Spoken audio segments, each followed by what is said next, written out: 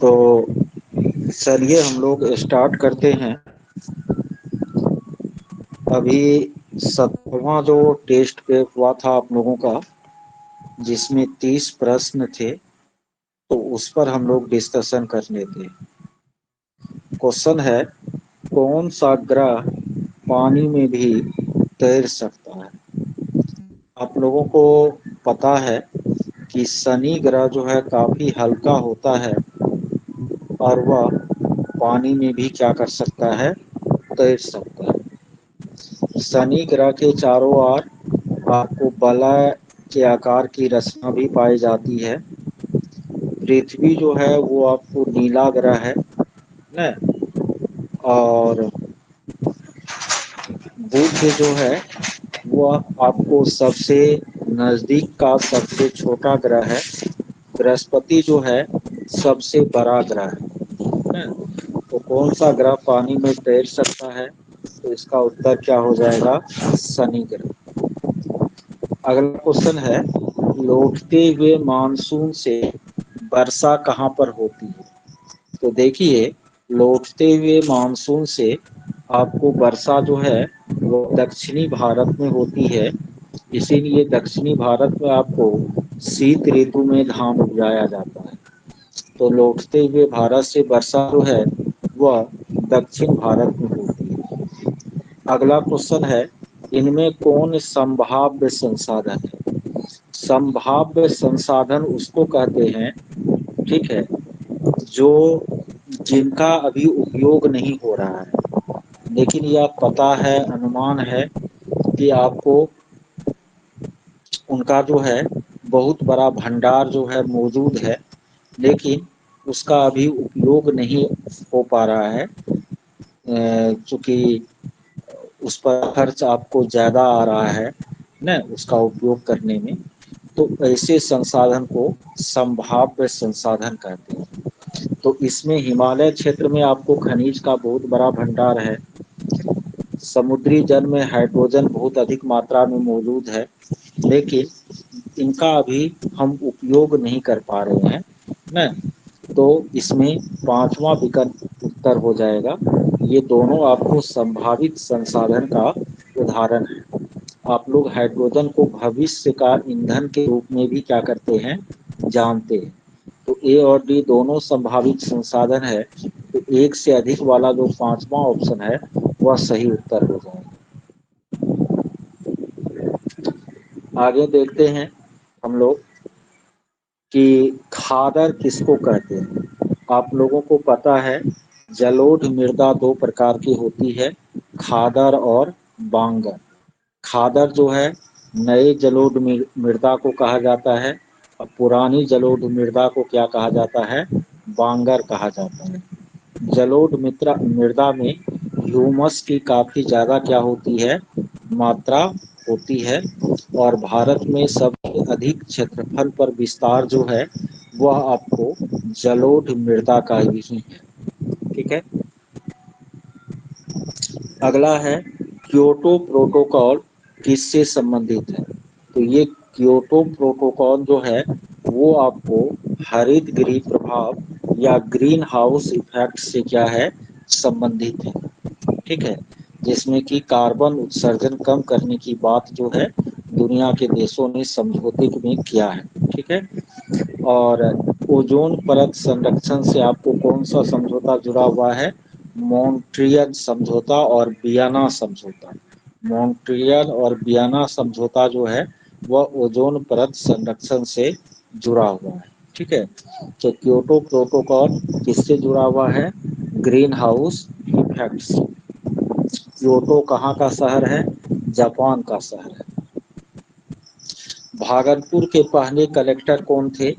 तो क्वींसलैंड महोदय 1774 में भागलपुर के पहले कलेक्टर थे। और इसी को जो है तिलका मांझी ने क्या किया था, तीर धनुष से घायल किया था और वे मर गए थे। अगला क्वेश्चन हम लोग देखते हैं, शारदा एक्ट 1929 जो है वह किससे संबंधित है? तो आप लोगों को पता है कि शारदा एक्ट 1929 जो है लड़कियों और लड़के के विवाह की आयु से संबंधित है। इस एक्ट के द्वारा लड़कों के लिए विवाह की न्यूनतम आयु जो है 18 वर्ष और लड़कियों के लिए विवाह की न्यूनतम आयु जो है 14 वर्ष निर्धारित की गई। विधवा पुनर्विवाह अधिनियम जो है वह कब बना था? 1856 में। ठीक है, लॉर्ड कैनिंग वायसराय थे और ईश्वर चंद्र विद्यासागर के प्रयास से यह बना था। लड़कियों का पिता की संपत्ति में हिस्सेदारी होगी, तो ये 2006 का अधिनियम है ना। तो शारदा एक्ट 1929 जो है लड़कियों और लड़के के विवाह की न्यूनतम आयु से संबंधित है। छोटा नागपुर काश्तकारी अधिनियम जो है वो आपको मुंडा विद्रोह के बाद, बिरसा मुंडा जो विद्रोह किया था, तो 1900 ईस्वी में बिरसा मुंडा की हैजा से क्या हो गई थी? मृत्यु हो गई थी रांची के जेल में। और इसी विद्रोह के बाद जो है छोटा नागपुर क्षेत्र में 1908 ईस्वी में काश्तकारी अधिनियम पारित हुआ और इस अधिनियम में यह निर्धारित किया गया कि जो गैर आदिवासी लोग हैं वह छोटा नागपुर क्षेत्र में जो है जमीन नहीं खरीदेंगे, वहां के मूल निवासी का ही जमीन पर अधिकार होगा। तो छोटा नागपुर काश्तकारी अधिनियम कब बना? 1908। आवाज जा रही ना हमारी?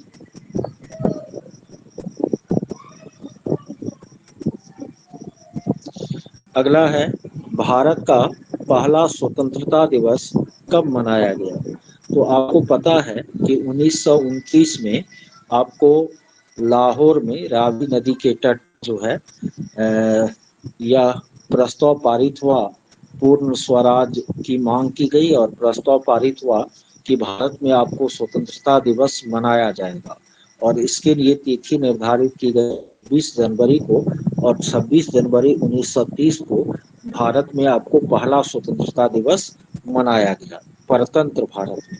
वैसे स्वतंत्र हुआ तो 15 अगस्त 1947 को मनाया गया।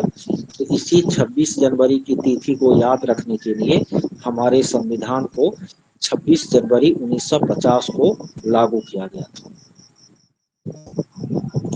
अगला प्रश्न है भगवान महावीर को किस वृक्ष के नीचे ज्ञान की प्राप्ति हुई? तो पता है आप लोगों को कि भगवान बुद्ध को पीपल के वृक्ष के नीचे ज्ञान की प्राप्ति हुई थी और भगवान महावीर को साल के वृक्ष के नीचे ज्ञान की क्या हुई थी? प्राप्ति हुई थी ना। साल के वृक्ष के नीचे किस नदी के तट पर भगवान महावीर को ज्ञान की प्राप्ति हुई थी? बताइए तो। भगवान महावीर को ज्ञान की प्राप्ति किस नदी के तट पर साल वृक्ष के नीचे हुई थी? किसी को याद नहीं है? निरंजना के तट पर भगवान महावीर को हुई थी कि भगवान बुद्ध को हुई थी? निरंजना के तट पर भगवान बुद्ध को हुई थी। और रिजु पानिका नदी के तट पर जो है भगवान महावीर को साल वृक्ष के नीचे ज्ञान की प्राप्ति हुई थी। अगला प्रश्न है कहाँ पर गुरुत्व त्वरण अधिकतम होगा? तो आप लोगों को हम बताए थे कि पृथ्वी का विषुवतीय त्रिज्या ज्यादा है, ध्रुवीय त्रिज्या क्या है आपको? कम है। तो जहाँ पर त्रिज्या कम होगा वहाँ पर गुरुत्व त्वरण अधिकतम होगा। तो अधिकतम कहाँ पर होगा? ध्रुव माने ध्रुव पर। कहाँ पर होगा? ध्रुव पर। और कहाँ पर होगा? विषुवत रेखा पर। जब ये सब टेस्ट ले लिए, क्वेश्चन समझा दिए, तब भी आप लोग जो है गलती कर रहे हैं, कितना खराब बात है। अगला है इनमें कौन अदिश राशि है? तो आपको बताए हैं बल, वेग, त्वरण, विस्थापन, ये सब कौन सा राशि है? सदिश राशि है। चांद, दूरी, विद्युत धारा, ये सब आपको कैसा राशि है? अदिश राशि है। तो कौन अदिश राशि है? तो चांद। ठीक है। अगला क्वेश्चन है समतल दर्पण का उपयोग किस चीज में होता है? तो आपको पता है समतल दर्पण का उपयोग चेहरा देखने में भी होता है, पेरिस्कोप में भी होता है और बहुमूर्तिदर्शी कैलिडोस्कोप, इन तीनों में आपको सतह दर्पण का उपयोग होता है। पश्च दर्पण के रूप में उत्तर दर्पण का उपयोग होता है हजामत बनाने न, या आपको हजामती दर्पण के रूप में सोलर कुकर में, सर्च लाइट में, हेडलाइट में, रोगी का नाक कान गला आदि देखने में, इन सब में आपको अवतर दर्पण का प्रयोग होता है। तो सप्तम दर्पण का प्रयोग इन तीनों ही कार्यों में होता है, इसीलिए एक से अधिक वाला ऑप्शन सही होगा। अगला है, इनमें कौन लोहा का अयस्क नहीं है? आपको पता है कि हेमेटाइट और रेडी क्या है, आपको लोहा का अयस्क है। मैग्नेटाइट भी लोहा का अयस्क है, सीडेराइट भी लोहा का अयस्क है, और ये भी याद कर लीजिए कि लिमोनाइट भी क्या है, लोहा का अयस्क है। हेमेटाइट, मैग्नेटाइट, सीडेराइट, लिमोनाइट, ये सब आपको लोहा का अयस्क है। ठीक है, तो एक इनमें कोई नहीं, कौन लोहा का अयस्क नहीं है? तो सब लोहा का अयस्क है, तो इनमें कोई नहीं वाला जो पांचवा ऑप्शन है वो सही हो जाएगा। आगे है, संसार का सबसे हल्का खनिज कौन सा है? तो संसार का सबसे हल्का खनिज टेन होता है, याद कर लीजिए, सबसे हल्का खनिज टेन होता है। ठीक है, आगे है कि ऑपरेशन जीरो आवर कब चलाया गया था? ऑपरेशन जीरो आवर जो है बस भारत छोड़ो आंदोलन के दौरान चलाया गया था, यानी 8 अगस्त 1942 को महात्मा गांधी ने घोषणा किया कि हम भारत छोड़ो आंदोलन स्टार्ट करेंगे, और उसी रात में आपको जो है जो भी प्रमुख नेता था सबको क्या कर दिया गया, गिरफ्तार कर लिया गया। इसी को ऑपरेशन जीरो आवर कहा जाता है। इस कार्यक्रम को, ऑपरेशन जीरो आवर का कार्यक्रम ब्रिटिश सरकार ने भारत छोड़ो आंदोलन के तहत 8 अगस्त की रात्रि को चलाया था। अगला है, धनुष टंकार का रोग। धनुष टंकार, इसको हम टेटनस भी कहते हैं। धनुष टंकार का अंग्रेजी होता है टेटनस का रोग। ठीक है, और यह किसके कारण होता है? आपको धनुष टंकार का रोग, सॉरी, जीवाणु के कारण। किसके कारण होता है? जीवाणु। धनुष टंकार या टेटनस का रोग जो है वो आपको जीवाणु के कारण होता है।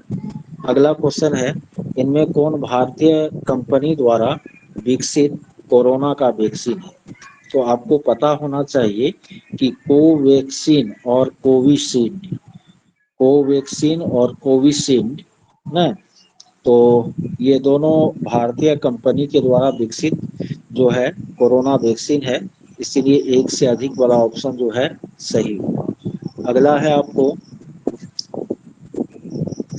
6 क्रमागत सम संख्या का औसत 115 है। तो सम संख्या का औसत 115 है, तो निश्चित रूप से 115 किसकी सम संख्या के बीच आती है? तो 114 और 116 के बीच आती है। ठीक है, तो इन दोनों के बीच में 115 आता है। 6 गो संख्या है सम संख्या, तो इससे पहले क्या सब होगा? 112 होगा, 110, 3 गो हो गया, फिर इधर 118 होगा और 120 होगा। तो दूसरी सम संख्या कौन है इसमें? 112, बी नंबर ऑप्शन सही हो जाएगा। आगे है, दो संख्या का लॉग का 120 है, तो कौन संख्या इसका मौसा नहीं हो सकता?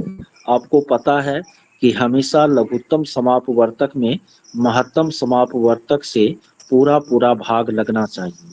ठीक है, तो 8 से 120 में पूरा पूरा भाग लग जाता है, इसीलिए इसका मौसा 8 हो सकता है। 12 से 120 में पूरा पूरा भाग लग सकता है, 12 दहीन 120, इसीलिए 12 इसका एचसीएफ हो सकता है। 15 से 120 में पूरा पूरा भाग लग सकता है, इसीलिए 15 भी इसका एचसीएफ हो सकता है। लेकिन 18 से 120 में कभी भी पूरा पूरा भाग नहीं लगेगा, तो 18 इसका एचसीएफ नहीं हो सकता। तो इसका उत्तर जो है डी नंबर होगा 18। ठीक है, 19 में आपको कह रहा था कि 6 क्रमागत सम संख्या का औसत 115 है। तो आपको ये देखना है कि 115 किस किस सम संख्या के बीच आती है। 114 और 116 के बीच में 115 आता है। ठीक है, तो आपको 6 गो संख्या है तो 2 गो इधर और लेना है, सम संख्या लेना है। तो 2 पीछे जाएंगे 112, 110 और इधर 2 आगे जाएंगे तो 118 और 120। तो कह रहा है दूसरी नंबर पर सम संख्या कौन है, तो 112 है। ठीक है, चलिए अगला है, इनमें कौन प्राकृत संख्या नहीं है। देखिए 0 जो है प्राकृत संख्या नहीं है, -1 भी प्राकृत संख्या नहीं है। ठीक है, माइनस वाली संख्या कभी भी प्राकृत पूर्ण नहीं होता। ठीक है, तो ये दोनों आपको प्राकृत संख्या नहीं है, तो एक से अधिक वाला ऑप्शन जो है इसमें सही आंसर हो जाएगा।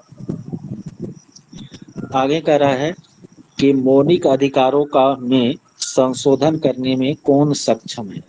तो मौलिक अधिकार में आपको संशोधन करना है ना, किसी भी चीज में संशोधन करना है तो उसमें सक्षम कौन है, संसद है। अगला है, अभिभावकों का यह कर्तव्य है कि वह 6 से 14 आयु वर्ग के बच्चे को विद्यालय भेजे। ठीक है, तो यह मौलिक कर्तव्य है, 11वां मौलिक कर्तव्य 86वां संशोधन के द्वारा 2002 में जोड़ा गया है। और यह आपको मौलिक कर्तव्य किस में है, भाग 4 के क में, भाग 4 के क में। तो इसीलिए इसका उत्तर क्या होगा, 4 का क।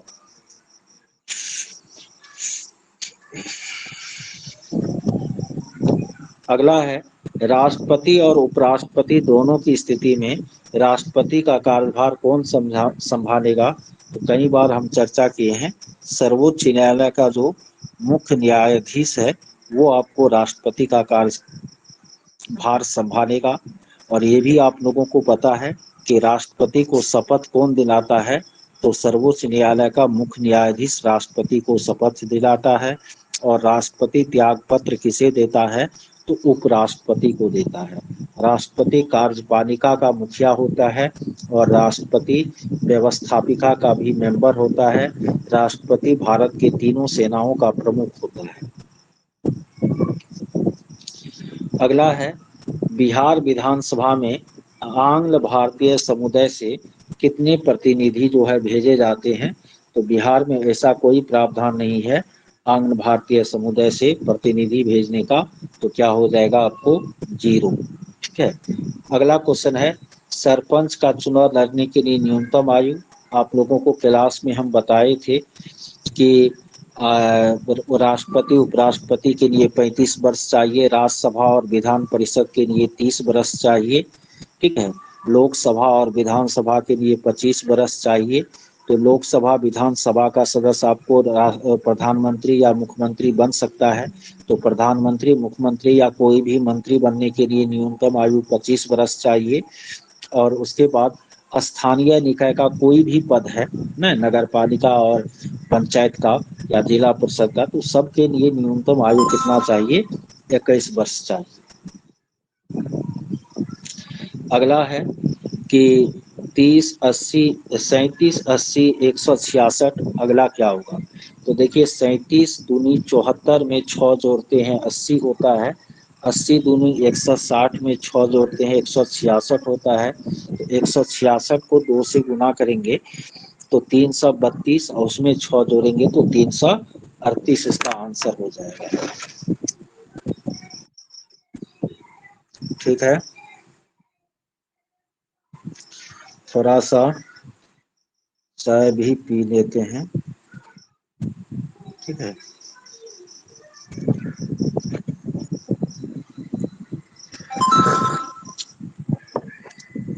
अब इनके बाद है 28 में, इनमें कौन अलग है, जनवरी, मार्च, जून, जुलाई। तो जनवरी कितना दिन का, 31 दिन का। मार्च कितना दिन का, 31 दिन का। जुलाई 31। और जून कितना दिन का, 30 दिन का। तो जुलाई अलग है, जून अलग है, सी नंबर। आगे है, बिहार के वर्तमान राज्यपाल कौन है। तो राजेंद्र विश्वनाथ अर्लेकर, राजेंद्र विश्वनाथ अर्लेकर बिहार के वर्तमान राज्यपाल हैं।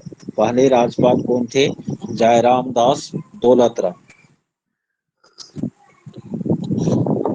गौतम बुद्ध अभयारण्य आपको कहाँ पर है?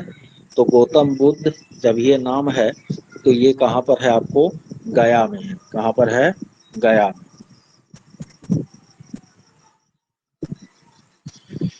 तो ये सेट जो 30 प्रश्नों का था, इजी सेट था, और ये आपको खत्म हो गया। अब जो है हम अगले टेस्ट की तरफ चलेंगे।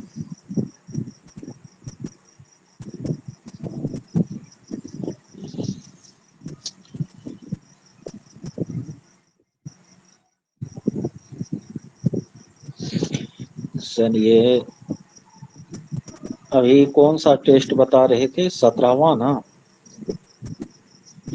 अब 16वां पर चलते हैं। ठीक है।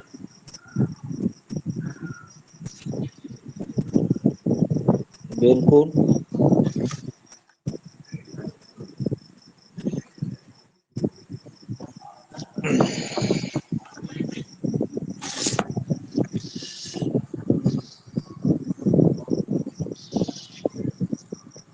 सब क्लास लेंगे, कोनो क्लास नहीं छोड़ेंगे, आप लोग टेंशन मत लीजिए।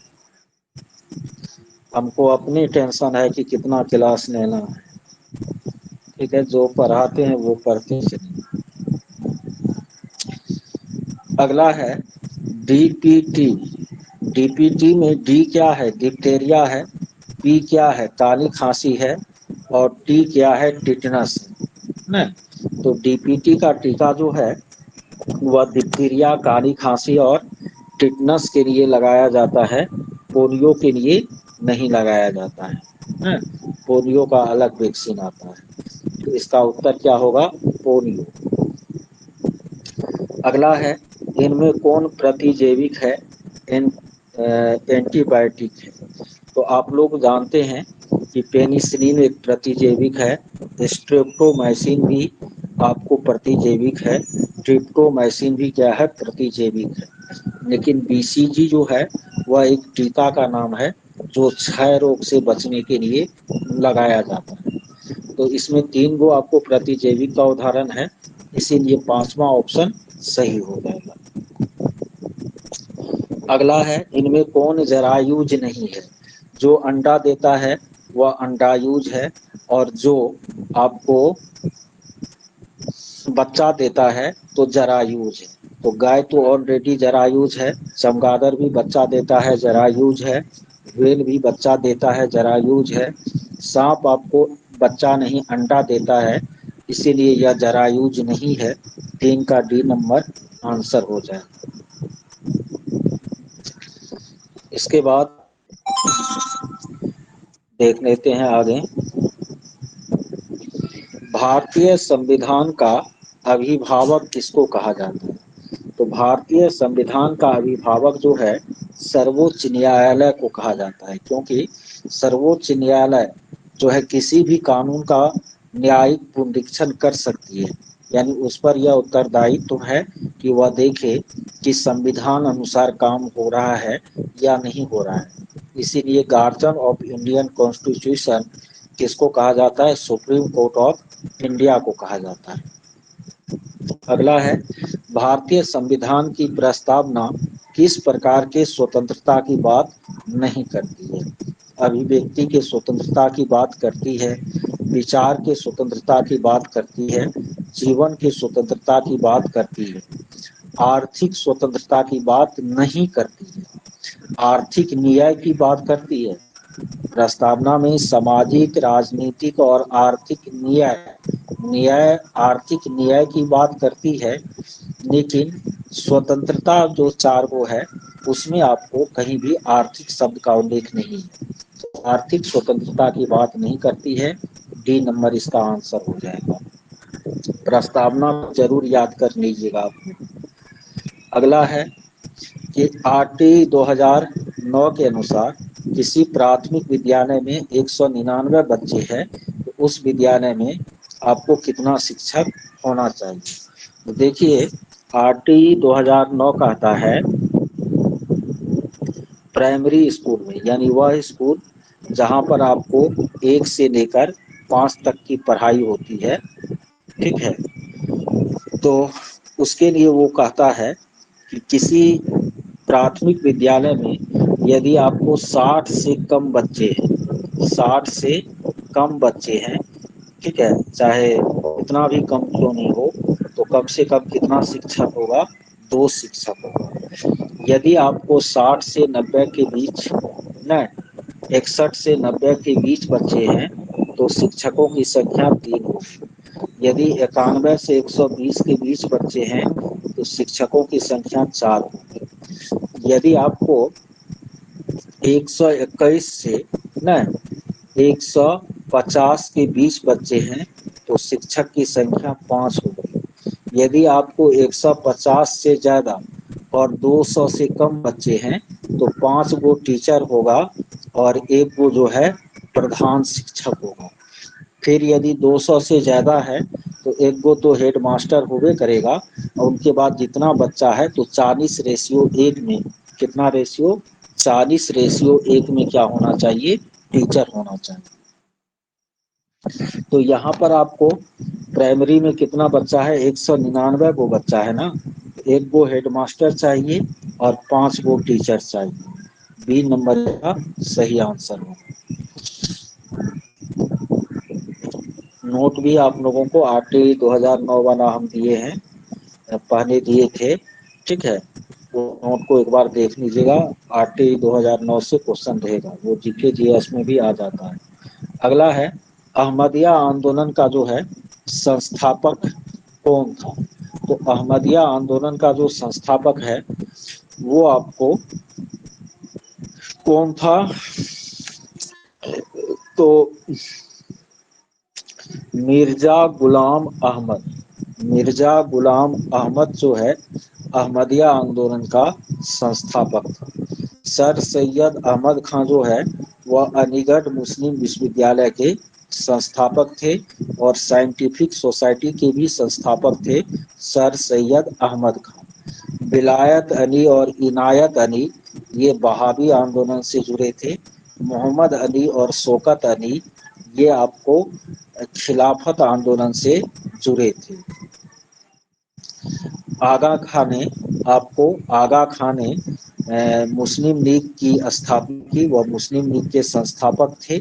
मोहम्मद अली जिन्ना जो है वह द्विराष्ट्र सिद्धांत के प्रतिपादक थे। रहमत अली ने जो है पाकिस्तान शब्द का सबसे पहले क्या किया, प्रयोग किया न।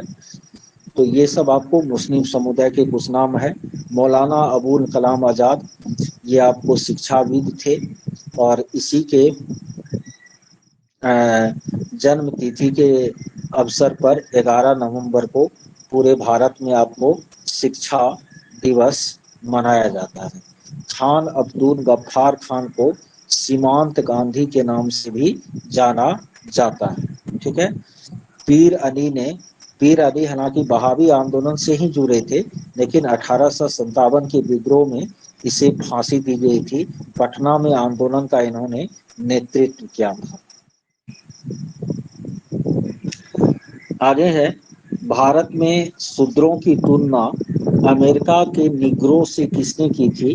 तो ज्योतिबा फूले, उन्होंने गुलामगिरी नामक पुस्तक लिखी थी और इस गुलामगिरी नामक पुस्तक में उन्होंने भारत के शूद्रों की तुलना अमेरिका के निग्रो से की थी।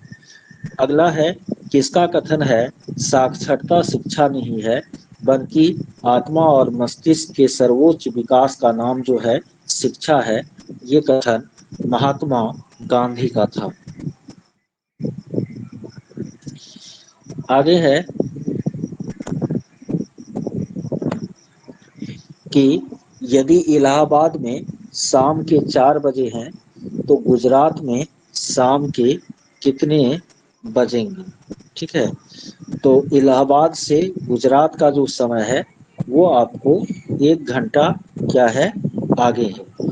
वैसे भी आप लोग जानते हैं कि भारत का जो देशांतरीय विस्तार है तो 82 डिग्री को आपको क्या माना जाता है, मानक देशांतर, भारत का मानक समय रेखा, तो उससे उधर आपको लगभग 15 डिग्री है, फिर इससे इधर आपको लगभग कितना डिग्री है, 15 डिग्री। यानी पूर्वी सीमा और पश्चिमी सीमा में लगभग अरुणाचल और गुजरात के समय में 2 घंटा का अंतर होता है। तो 4 बजे यहाँ हो रहा है, तो गुजरात में शाम का कितना बजेगा आपको, 5 बजेगा। फिर ये क्वेश्चन है, पुरानी जलोढ़ क्या कहलाती है, बांगर कहलाती है, अभी बतेवे किए हैं। काली मिट्टी का स्थानीय नाम रेगुर मिट्टी है। बक्सर किस नदी के तट पर जो है बसा हुआ है, तो बक्सर बिहार का एक शहर है और यह गंगा नदी के तट पर बसा है। गंगा नदी के तट पर बिहार का 12 शहर जो है बसा हुआ है। कितना शहर, 12 गो शहर जो है, 12 गो जिला गंगा नदी से, गंगा नदी 12 जिलों से होकर गुजरती है। आगे है रामपुर में, रामपुर भारत में सौर ऊर्जा संयंत्र, रामपुर भारत का सौर ऊर्जा संयंत्र लगाने वाला पहला राज्य है। और ये रामपुर जो है कहाँ पर है, तो रामपुर तो आप लोग जानबे करते हैं, रामपुरी चाकू उत्तर प्रदेश में। अगला है विश्व प्रसन्नता सूचकांक के अनुसार, विश्व प्रसन्नता वर्ल्ड हैप्पीनेस इंडेक्स 2023 के अनुसार भारत का स्थान क्या है, 126वां है, याद रखना है। अगला है हॉकी मैच की अवधि जो है वह कितने मिनट की होती है, तो हॉकी मैच की अवधि कितने मिनट की होती है, 60 मिनट की होती है। अब फुटबॉल मैच का अवधि कितना मिनट का होता है, फुटबॉल का मैच कितना मिनट का, 45 मिनट का। फुटबॉल का मैच 90 मिनट या 1.5 घंटा का होता है। हॉकी मैच जो है वह आपको 1 घंटा या 60 मिनट का होता है। यस नमिता। आगे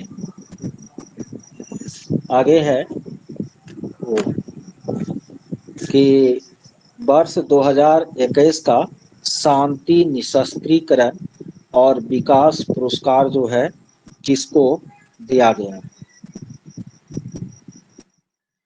ना, तो ये एक संस्था है आपको, प्रथम, जो कि शिक्षा से जुड़ी हुई संस्था है, एनजीओ है, इनको आपको दिया गया।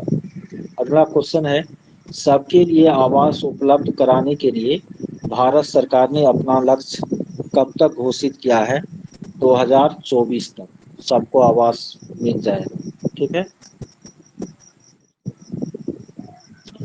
इनमें किसमें 4 समकोण है, तो अंग्रेजी का जो अक्षर एच है आपको है, इसमें एक समकोण यहाँ पर, एक समकोण यहाँ पर, एक यहाँ पर, एक यहाँ पर, कै गो समकोण है, 4।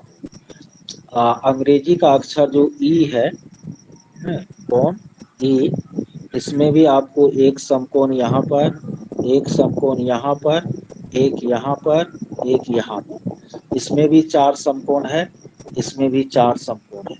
तो एक से अधिक वाला ऑप्शन क्या हो जाएगा, सही हो जाएगा।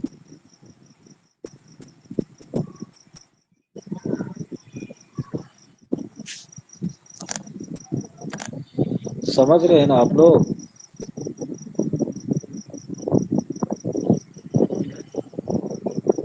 आगे देखते हैं, भारत के महान गणितज्ञ नहीं है, रामानुजन भारत के, आर्यभट्ट भारत के, कॉपरनिकस भारत के नहीं है, यूक्लिड भी भारत के नहीं है, तो क्या होगा, 3 नंबर होगा। कॉपरनिकस और यूक्लिड दोनों भारत के नहीं है, तो 3 नंबर होगा। चाल और समय में कौन सा विचरण होगा, चाल बढ़ेगा समय घटेगा, चाल घटेगा तो जब एक घटने से दूसरा बढ़े तो उसको कौन सा विचरण कहते हैं, व्युत्क्रमानुपाती विचरण, व्युत्क्रमानुपाती विचरण, इसीलिए 20 का भी होगा। वहीं यदि दूरी और समय में पूछते तो दूरी बढ़ेगा तो समय भी बढ़ेगा ना, तो दूरी और समय में अनुक्रमानुपाती विचरण होगा, लेकिन चाल और समय में व्युत्क्रमानुपाती विचरण। अगला है, यदि किसी समबाहु त्रिभुज की ऊंचाई 4√3 है तो समबाहु त्रिभुज की ऊंचाई होता है √3/2 गुना भुजा। यह कितना है आपको 4√3 है। ठीक है, तो √3 दोनों बगल कैंसिल हो गया, ए बराबर ये दो उधर जाएगा तो 4×2=8 हो गया। समबाहु त्रिभुज का क्षेत्रफल होता है √3/4 गुना भुजा है इसको, तो गुना 8×8, 4×2=8, 8×2=16 √3। 3 नंबर इसका आंसर हो जाएगा।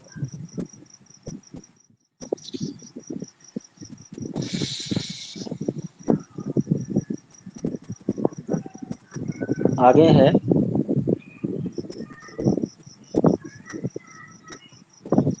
कि 28 है, 24 है, 8 है, 4 है। 24 में 3 से भगा दिए 8, 8 में 4 से भगा दिए, 24 का 1/3 हो गया 8, 8 का आधा हो गया 4, तो 4 का 1/4, 4 का 1/4 कितना हो जाएगा एक, यानी पहले 1/3 की 24 है, 8 है, 4 है, तो 24 का 1/3 जो है वह हो गया 8, 8 का 1/2 हो गया 4, 1/3 1/2, तो 4 का क्या होगा 1/2 1 हो जाएगा, सॉरी 1/4 1 हो जाएगा।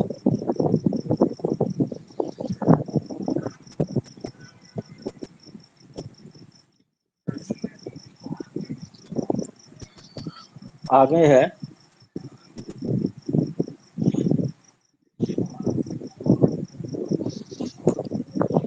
कि इनमें कौन भिन्न है, 67, 71, 97, ये तीनों अभाज्य संख्या है। 119 कैसी संख्या है, भाज्य संख्या है, 17, 17, 119, इसीलिए सी नंबर इसका आंसर हो गया। भविष्य का ईंधन किसे कहा जाता है, तो हाइड्रोजन को भविष्य का ईंधन कहा जाता है, संभाव्य संसाधन है। 25 में है, भारत के प्रथम मुस्लिम राष्ट्राध्यक्ष कौन है, तो भारत के प्रथम मुस्लिम राष्ट्राध्यक्ष यानी आपको हो गया राष्ट्रपति, तो प्रथम मुस्लिम राष्ट्रपति कौन है आपको फखरुद्दीन अली अहमद, नहीं नहीं नहीं नहीं, sorry sorry sorry, Zakir Hussain. पहले मुस्लिम राष्ट्रपति कौन है, जाकिर हुसैन, बी। घटपर्णी का पौधा कहाँ पाया जाता है, तो भारत के मेघालय राज्य में घटपर्णी का पौधा पाया जाता है, कीटभक्षी पौधा है। भारत में नहीं है, गणतंत्र तो है भारत में क्योंकि यहाँ राष्ट्राध्यक्ष का चुनाव होता है, इसलिए भारत में गणतंत्र है। प्रतिनिधियात्मक लोकतंत्र भी है। दोहरी नागरिकता नहीं है, भारत में एक खरी नागरिकता है। अध्यक्षीय शासन नहीं है, संसदीय शासन है। ये दोनों चीज भारत में नहीं है, इसीलिए पांचवा ऑप्शन इसका सही आंसर। आगे देख लेते हैं। आगे है, एशिया का ज्योति पुंज, लाइट ऑफ एशिया किसको कहा जाता है, महात्मा बुद्ध को कहा जाता है। अगला है, इनमें कौन अनुच्छेद स्थानीय स्वशासन से संबंधित है, तो आपको पता है अनुच्छेद 40 ये स्थानीय स्वशासन से संबंधित है, और अनुच्छेद, ठीक है, 243 जो है ये भी आपको स्थानीय स्वशासन से संबंधित है, 40 भी 243 भी, दोनों में आपको स्थानीय स्वशासन की चर्चा है। 45 आपको शिक्षा से जुड़ा हुआ है, 51 का क जो है वो भी शिक्षा से जुड़ा हुआ है, अनुच्छेद 21 का क जो है वो भी शिक्षा से जुड़ा हुआ है। 40 और 243 दोनों स्थानीय स्वशासन से जुड़ा हुआ है, तो पांचवा ऑप्शन इसका सही उत्तर होगा। अगला है परमाणु बम, कल भी आप लोगों को बताए थे कि परमाणु बम जो है और नियंत्रित नाभिकीय विखंडन, नाभिकीय रिएक्टर जो है नियंत्रित नाभिकीय विखंडन पर, और हाइड्रोजन बम या सौर ऊर्जा नाभिकीय संलयन के सिद्धांत पर। और नियंत्रित नाभिकीय विखंडन के सिद्धांत पर कौन है आपको, तो परमाणु बम है। चलिए, ये 16वां टेस्ट भी हम लोगों ने कर लिया। अब आगे देखते हैं।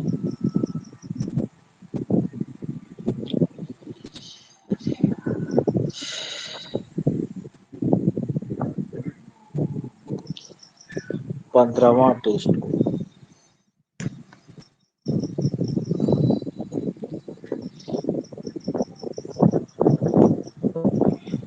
15वां टेस्ट है, कह रहा है कि लाल और हरे प्रकाश को यदि एक जगह पर फोकसित किया जाए तो किस रंग का प्रकाश प्राप्त होगा। आप लोगों को वर्ण त्रिभुज पता होगा, ठीक है।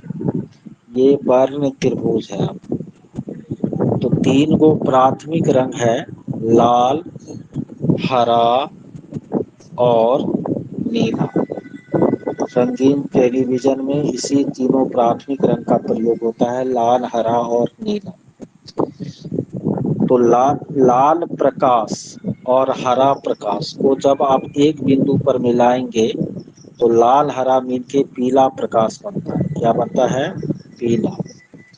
हरा और नीला मिल करके आपको श्यान बनता है, और लाल और नीला मिल करके मैंजेटा बनता है, ठीक है। ये पीला, श्यान और मैंजेटा जो है ये आपको द्वितीयक रंग है। और जब लाल, हरा, नीला तीनों मिल जाए तब श्वेत प्रकाश बनता है, और श्वेत प्रकाश को संपूरक रंग कहते हैं, संपूरक रंग कहते हैं श्वेत को, ठीक है। तो इसमें कह रहा है लाल और हरा को एक जगह पर फोकसित करेंगे तो क्या बनेगा, तो हमारा उत्तर क्या हो जाएगा, पीला हो जाएगा। अगला क्वेश्चन है, हमारे शरीर का केल्विन पैमाने पर ताप कितना होता है।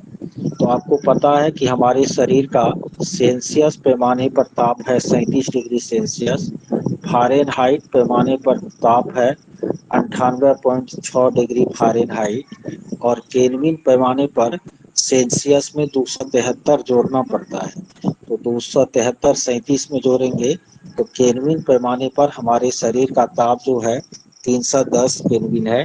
तो 310 इसका आंसर हो जाएगा।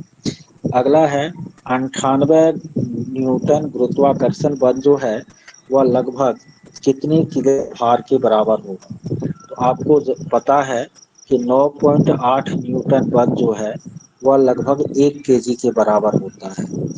तो 98 न्यूटन है, उसको केजी में बदलना है तो 9.8 से भागा देंगे, दशमलव उड़ेगा ऊपर में 10 जाएगा, ये 98 98 कट जाएगा तो किस बराबर होगा, 10 केजी के बराबर होगा।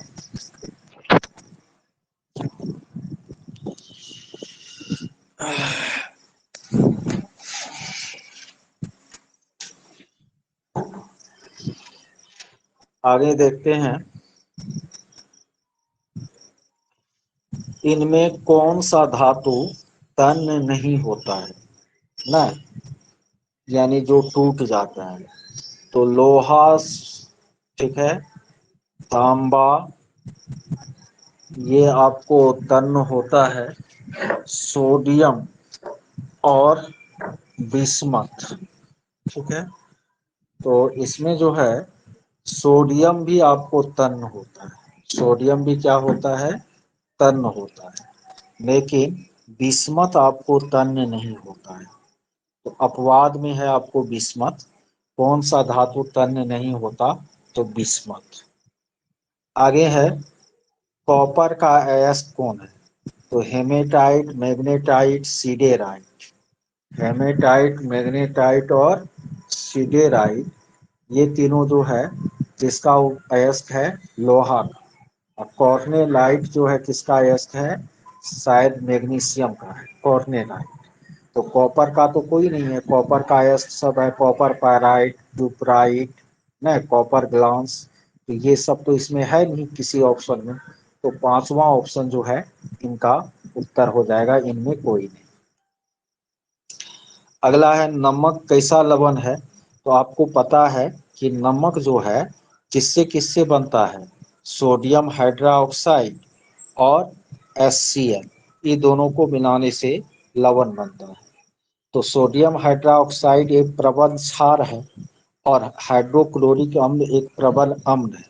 तो जब प्रबल क्षार और प्रबल अम्ल के बीच अभिक्रिया होती है तो जो लवण बनता है वो उदासीन होता है। तो नमक या सोडियम क्लोराइड जो है वह कैसा लवण है, उदासीन लवण है। आगे है, यदि लिफ्ट की रस्सी बीच रास्ते में टूट जाए, लिफ्ट की रस्सी यदि बीच रास्ते में टूट जाए तब क्या होगा। आप लोगों को हम लिफ्ट वाली बात बताए थे, तब वस्तु भारहीन महसूस होगा, यानी भार जो है वो शून्य प्रतीत होगा। अगला है आभासी सीधा और आवर्धित प्रतिबिंब।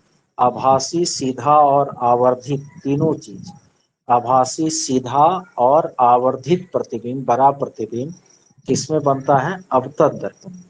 आभासी सीधा और बराबर प्रतिबिंब समतल में। आभासी सीधा और छोटा प्रतिबिंब उत्तल दर्पण में बनता है। आभासी सीधा और आवर्धित प्रतिबिंब अवतल दर्पण में, इसीलिए इसका हजामती दर्पण के रूप में भी इस्तेमाल होता है। तो 8 का ए नंबर आंसर हो जाएगा। आगे आपको 9वां है कि इसमें सबसे ज्यादा व्यंजन किस अनाज का हो सकता है।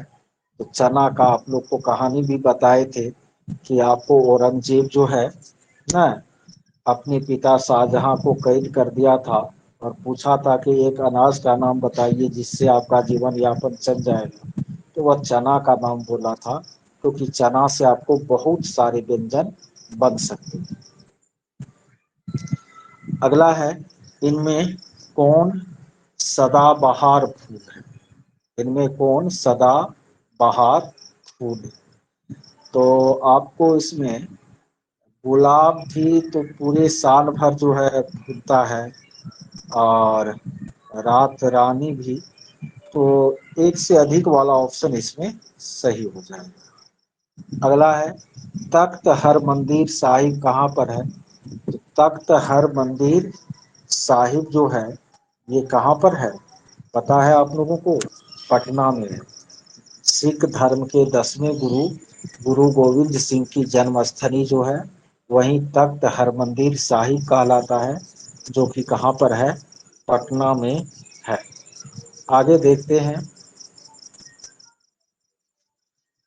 आगे उसमें एक छूट गया है, कह रहा है गंगटोक जो है समुद्र तल से कितनी ऊंचाई पर स्थित है। तो गंगटोक जो है समुद्र तल से 6000 फीट की ऊंचाई पर स्थित है। 6000 फीट यानी 2000 किलोमीटर की ऊंचाई पर आपको स्थित है कौन, गंगटोक, 6000 फीट की ऊंचाई पर। अगला है क्वेश्चन कि समशीतोष्ण क्षेत्र में, यानी जहां पर न तो ज्यादा ठंडा होता है न ज्यादा गर्म, वहां पर कौन सा वनस्पति उगता, जो वनस्पति उगता है उसको मीसोफाइट कहते हैं। लवणीय क्षेत्र में जो वनस्पति उगता है उसको हेलोफाइट कहते हैं। मरुस्थल में जो वनस्पति उगता है उसको जीरोफाइट कहते हैं। न उष्ण न ठंडा समशीतोष्ण क्षेत्र में जो वनस्पति उगता है उसको मीसोफाइट कहते हैं। अगला है 6 घंटे इतना इतना इतना अंतराल पर क्या होता है, आपको बजता है। ठीक, यदि वह 30 मिनट में कितना बार इकट्ठा बजेगा, तो आपको इन सब का क्या निकाल लेना है, लघुत्तम। 2, 4, 6, 8, 10, 12, इन सब का लघुत्तम यदि आप निकालिएगा तो वो लघुत्तम हो जाएगा आपको लगभग कितना, 120 सेकेंड हो जाएगा। तो 2 मिनट में यह एक बार इकट्ठा बजेगा, तो 30 मिनट में, तो 30/120 सेकेंड हुआ ना आपको लघुत्तम, 120 सेकेंड बराबर कितना मिनट, 2 मिनट। तो 30 मिनट में कितना बार बजेगा? तो 30/2 15 हुआ। अंतिम में जो बजेगा उसको, मतलब शुरू में जो बजा था एक साथ, उसको भी जोड़ेंगे तो 15 एक कितना बार हो जाएगा? 16 बार। अगला 15वां क्वेश्चन है, स्वतंत्रता का वृक्ष। स्वतंत्रता का वृक्ष किसने लगाया था? हैदर अली का बेटा था टीपू सुल्तान, मैसूर का शासक, इन्होंने ही स्वतंत्रता का वृक्ष लगाया था।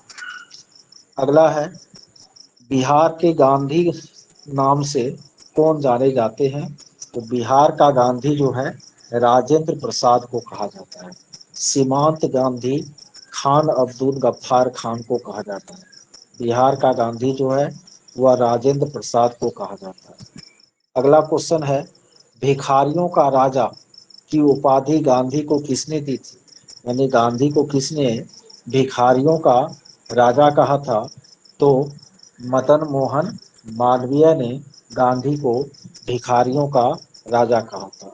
विंस्टन चर्चिल ने इसको जो है गांधी को अर्धनग्न फकीर कहा था। रविंद्रनाथ टैगोर ने गांधी जी को महात्मा कहा था।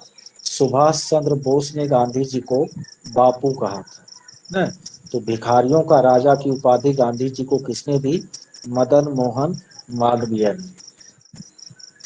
नील दर्पण जो दीनबंधु मित्र लिखा था, उनका अंग्रेजी रूपांतरण किसने किया था? मधुसूदन दत्त ने। नील दर्पण लिखा था दीनबंधु मित्र न।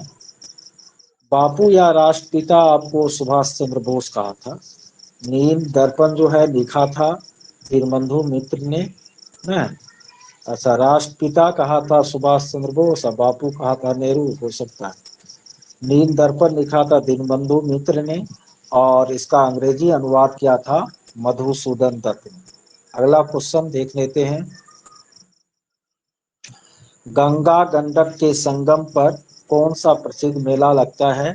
तो वही सोनपुर का पशु मेला गंगा और गंडक के संगम पर लगता है। ठीक है। अगला है, किसी संख्या को n से भाग देने पर शेष 3 आता है। तो मान लेते हैं वह संख्या n को 4 से भाग देने पर शेष 3 आ रहा है ना, तो संख्या हो गया 4 3 7, तो 2n, तो 7 दूनी 14, उसको 4 से भाग देंगे शेष क्या आएगा? 2 आएगा, बताए हुए हैं ये। आगे है, 1000 के समीपतम कौन सी संख्या 9 से पूरा पूरा क्या होगा? विभाजित होगा। 1000 के समीपतम कौन सी संख्या 9 से पूरा पूरा विभाजित होगा? तो 1000 का समीपतम संख्या कौन सा हो जाएगा 9 से पूरा पूरा विभाजित? तो 1000 से 9 में 9 से 1000 में भागा देंगे तो 999 ही आ जाएगा ना। वैसे नहीं तो 999 के बाद 1008 आएगा, तो 1008 तो दूर है, तो 999 इसका आंसर हो जाएगा। अगला देखते हैं, 22 में कह रहा है, आईसीसी T20 विश्व कप 2022 का आयोजन किस देश ने किया? तो ये आयोजन किसने किया आपको? ऑस्ट्रेलिया। किसने किया था? Australia, B number. अगला है, मैथिली में साहित्य अकादमी पुरस्कार 2022 जो है किसको मिला है? तो अजीत आजाद को मैथिली में साहित्य अकादमी पुरस्कार 2022 मिला है। ठीक है। ओह सॉरी, एक क्वेश्चन और था इसमें, हाल ही में अज्ञात शवों के पहचान के लिए डीएनए डाटाबेस तैयार करने वाला पहला राज्य कौन है? तो ये आपको हिमाचल प्रदेश है। अज्ञात शव की पहचान के लिए डीएनए डाटाबेस तैयार करने वाला पहला राज्य हिमाचल प्रदेश है। अगला क्वेश्चन, 1.25 2.5 5 10, सवा दूनी अरह, अरह दूनी 5, 5 दूनी 10, तो 10 दूनी कितना होगा? 20 होगा। धर्मशाला से कौन सा शब्द नहीं बनाया जा सकता है? तो धर्मशाला में कहीं पर एन नहीं है, तो निश्चित रूप से ARAMANA ये शब्द आपको नहीं बनाया जा सकता है। अगला है, शिक्षा का अधिकार अधिनियम कब लागू हुआ? 1 अप्रैल 2010 को लागू हुआ। तो सी नंबर सही आंसर हो जाएगा। आगे है,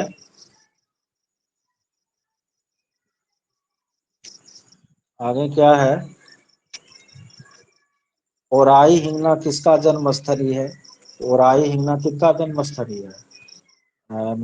इसका ना थनेश्वर नाथ रेणु, तो वो ऑप्शन में है ही नहीं, इनमें से कोई नहीं।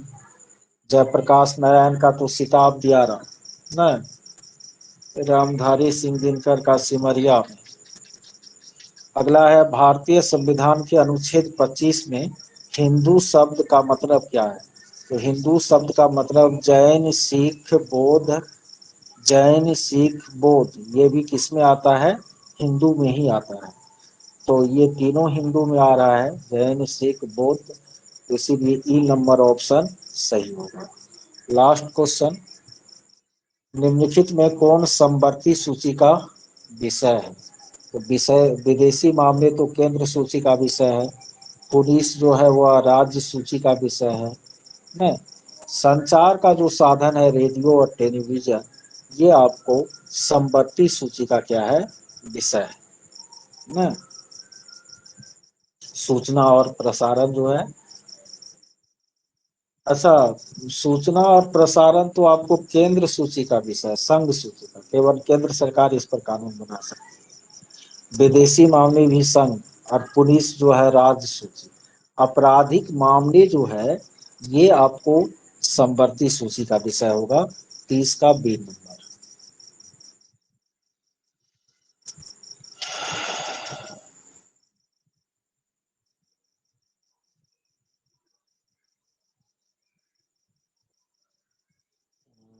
पता नहीं, आज अब लगता है कि पूरे दिन सुबह से ही क्लास लेते लेते जो है थोड़ा थक गए। तो अब सुबह में जो है आप लोगों का शेष जो सेट बच गया है, 3 सेट 4 सेट से, 2-3 सेट से ज्यादा एक बार में नहीं हो पाएगा, ठीक है? तो सुबह में वो कर देंगे। और अभी आप लोगों के लिए एक टेस्ट ही हम क्या करते हैं, लिख लेते हैं, ठीक है?